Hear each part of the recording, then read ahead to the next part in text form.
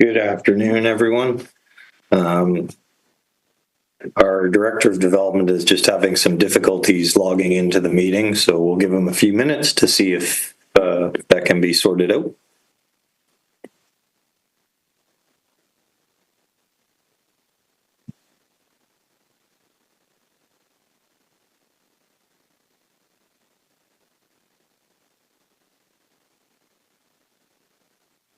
There he is. Everybody, my apologies. All right. Rustico, are we good to go? Yes, Mr. Chair, we're good to go. All right. Good afternoon and welcome everyone to the Development Permit Panel meeting of Wednesday, March 26th of 2025. On the panel today, we have myself, Wayne Craig, General Manager of Planning and Development. Roland Zwag, General Manager of Engineering and Public Works, and Marie Fenwick, Director, Arts, Culture, and Heritage. Joining us today from the Development Applications team, we also have Josh Reese, Director of Development, and Edwin Lee. The panel deals with items of form and character, things such as parking, architecture, landscaping, lighting, etc. The panel does not deal with land use or density, as those are set during the rezoning process by City Council. In terms of today's agenda, we do just have the one item on the agenda today. There was a second item scheduled, however, that item had to be withdrawn due to the recently called federal election. That item will proceed to a future development permit panel meeting and will include re-notification to any adjacent properties. In terms of the order of business, we will, once we introduce an item, there will be a presentation from the applicant. Then there will be an opportunity for staff comments, panel questions. We will then have an opportunity for any member of the public to provide their input into the application, read any letters into the record before panel deliberation. Ultimately, if a project is endorsed by the panel, it will proceed to City Council for consideration once any conditions associated with the permit have been fulfilled. With that, I'll turn our attention to the agenda for today. The first item on the agenda is adoption of the minutes of the Development Permit Panel meeting held on February 12th of 2025. May I have a mover? Moved and seconded. All those in favor? Thank you. Those minutes are adopted. The first item on today's agenda is Development Permit 23-029303. The applicant is Manswell Enterprise Limited. The property location is 9371 and 9391 Francis Road. The purpose of the development permit is that a development permit be issued which would permit the construction of 9 townhouse units at 9371 and 9391 Francis Road on a site zoned low-density townhouses RTL 4, and to vary the provisions of the zoning bylaw to reduce the front yard setback from 6 meters to 4.5 meters and to allow 6 small car parking stalls. With that, Jiang, are you ready to provide a presentation to the panel? Yes, thank you very much. Okay, if you could just introduce yourself, name and address for the record, and then share your screen and start your presentation. Thank you. Sure. My name is Jiang Zhu of Imperial Architecture. I'm the architect for the project. Could you see the screen? Yes, we can. Thank you. Yes, yeah. So I'll start my presentation. As mentioned before, this is a 9-unit townhouse development along Francis Road. The project address is 9371 and 9391. The site consists of 2 individual houses, existing single-family houses, and the location is generally between number 3 road and number 4 road, and on the north side of Francis. This is the aerial photo showing two existing houses and the streetscape, existing streetscape, roughly is heavily vegetated with the tree wall over there. And this is the overall site context plan showing the potential development after it's built. And we have 4 buildings proposed, and the vehicle entry is along Francis Road as per the city's arterial road townhouse design guideline. And existing streetscape and potential future streetscape showing 2 front buildings with the driveway in the middle. And we have the project data and the statistics and the survey drawing showing 2 existing houses on site, and the color sample board showing the designs proposed for two buildings. And these 2 buildings, we purposely put lots of variations to avoid the repeat of the same architectural design. For example, the roof line is different, gable treatment is different, and the floor layout is different, window arrangement, window molding, and exterior finish materials and colors are all different. This is the site plan. Again, we have 4 buildings proposed. 2 front buildings are 3-story high, and 2 back buildings. One is with 2 units, like a 2-story duplex building. The other one is a 2-story single-family building. And each front building contains 3 units over there, with the driveway, T-shaped driveway were proposed in the middle, so the garbage truck can turn efficiently within the site. And at the corner, we proposed a PMT transformer. And on the other corner is the garbage room, central garbage room, which is easily to be accessed by all residents. And between 2 back buildings, we proposed the outdoor amenity area. And this is the shadow analysis showing the building's size and the massing and height has a minimum impact to the adjacent single-family housing sites.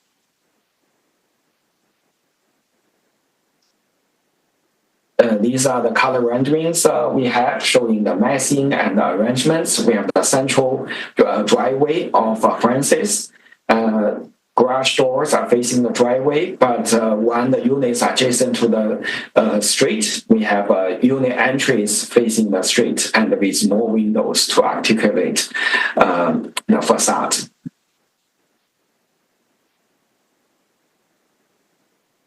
And on the side, we have the electrical closet and the transformer at the corner. Yeah, internal driveway.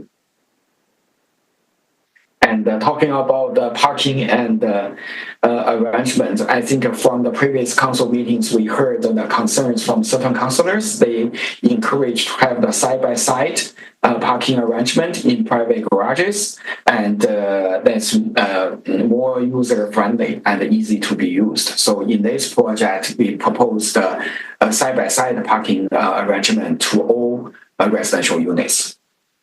At the back units, we have 2 standard car stores, and for the front units, we have a standard store plus 1 small car store proposed. Therefore, we need to request the relaxation to allow 6 small car instead of the standard ones in this project. We also provided 2 visitor parking stores at the end of each end of the back building. This is the building section showing the internal driveway with the height clearance for the fire truck and also for the garbage truck. Yeah, and also we considered we provided 1 convertible unit in compliance with all requirements outlined in the city's convertible unit guidelines. and a potential elevator, vertical wheelchair lift elevator is proposed. The floor will be constructed in a way so they can be removed easily without the deconstruction floor assembly. And also we have an energy consultant on board to make sure our project is in compliance with the city's STEP code requirements. Yeah, that's all from architectural side. We have Ethan Lee, the landscape architect, to present the landscape portion for the project. Good afternoon, everyone. My name is Ethan. I'm from Homing Landscape Architecture. I'm the project landscape architect for the. So the overall landscape plan design really want to respect the existing set of conditions. Next page. So the design intended to retain some significant existing trees on site. For example, the large trees at the southeast corner, and also the large trees along the north of the property line. So these trees will work with our proposed trees and privacy screens along the property line to create privacies for both our residents and also our neighbor. Next page, please. In order to remove some of the existing trees on site, we also provide enough replacement trees per city's requirement. Next page, thank you. So this is the overall landscape set plan. As you can tell, each unit has its own private yard space. For the units facing the Francis Road, we propose trees with shrubs and a low front yard fence to create kinds of landscape buffer and also privacies for the front yard units residents.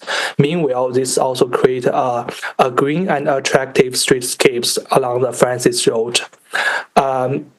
For the other units, they have the backyard or set yards as a private outdoor space. We also propose a central outdoor public amenity space between building C and the building B, just right at the T intersection areas. So this area is easily accessible for all the units.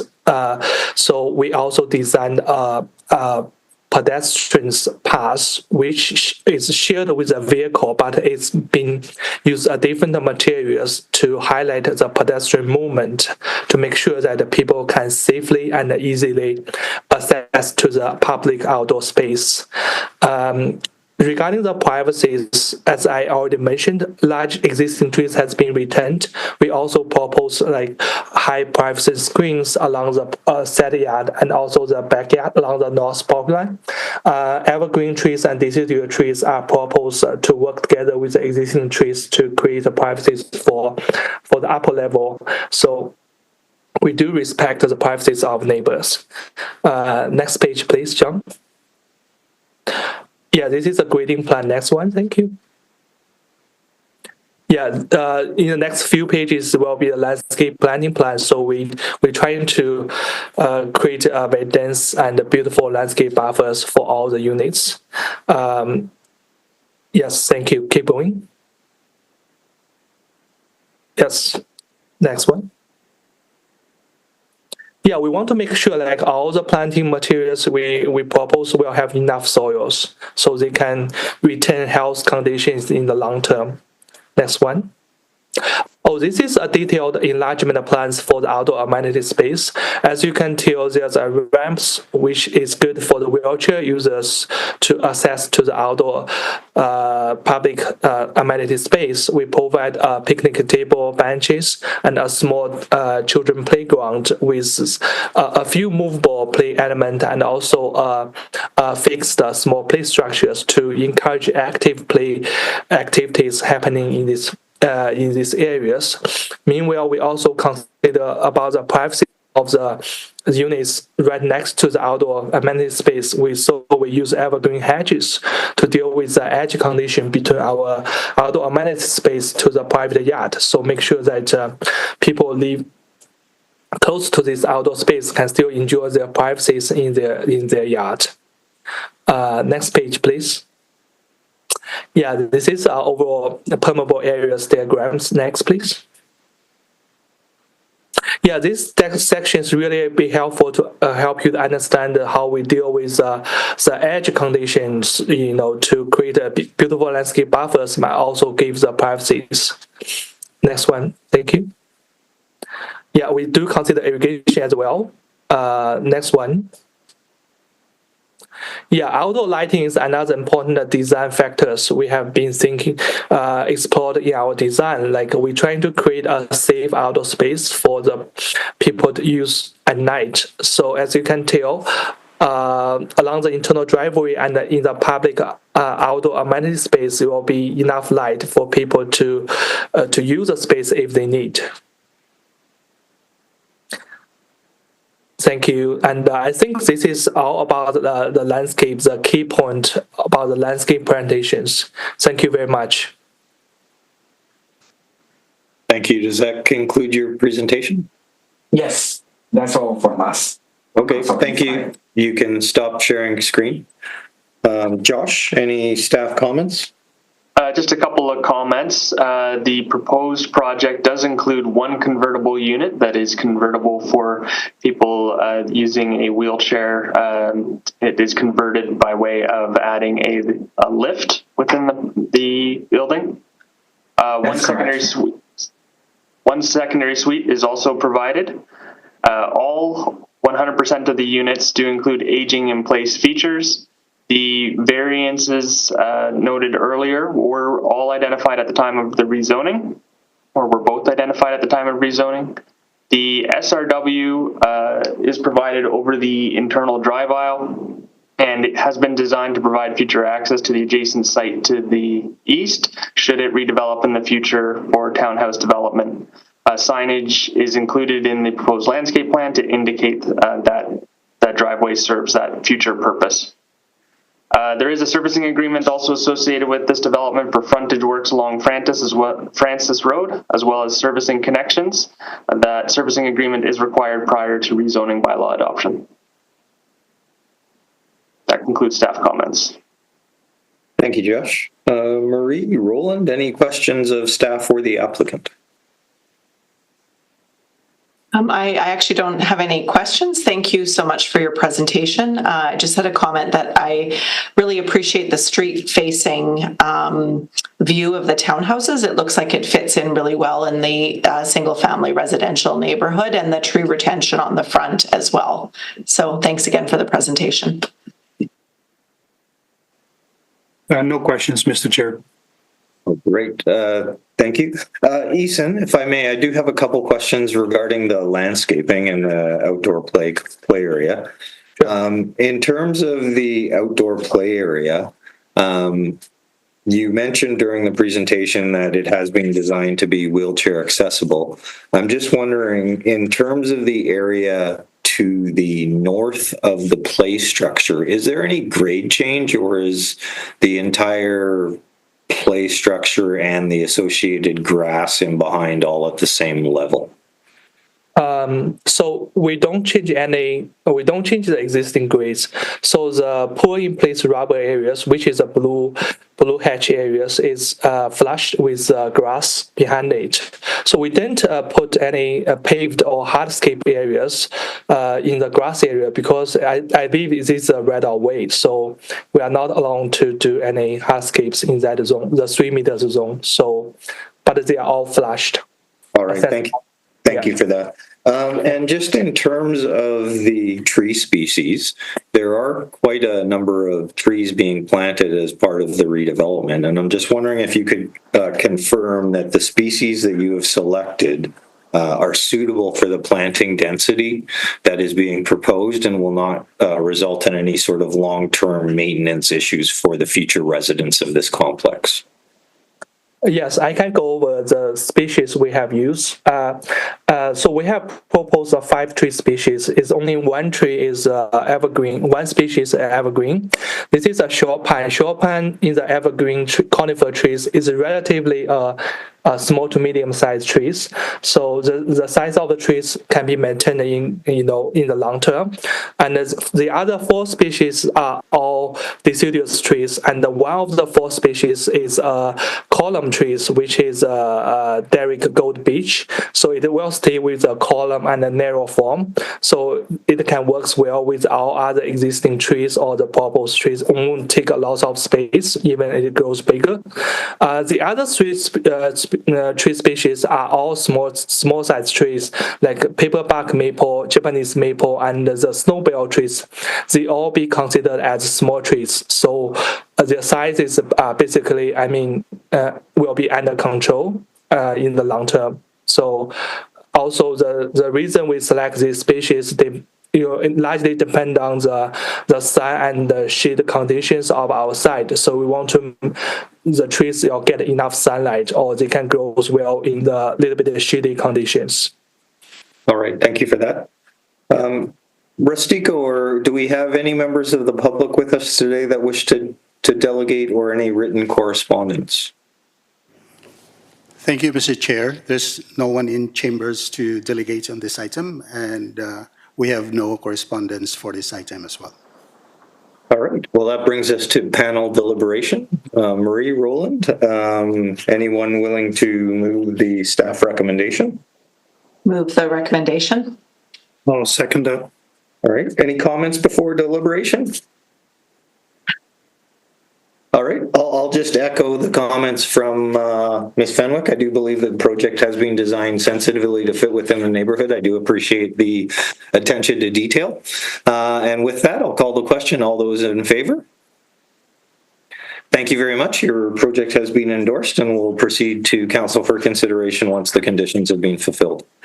Thank you very much. Josh, any new business? No new business, Mr. Chair. The next scheduled meeting of the Development Permit Panel is April 16th. All right, with that, may I have a motion to adjourn? Moved. All right, we are adjourned. Thank you very much. Have a good day, everyone. Thanks, Thank you you. too. Bye. Bye.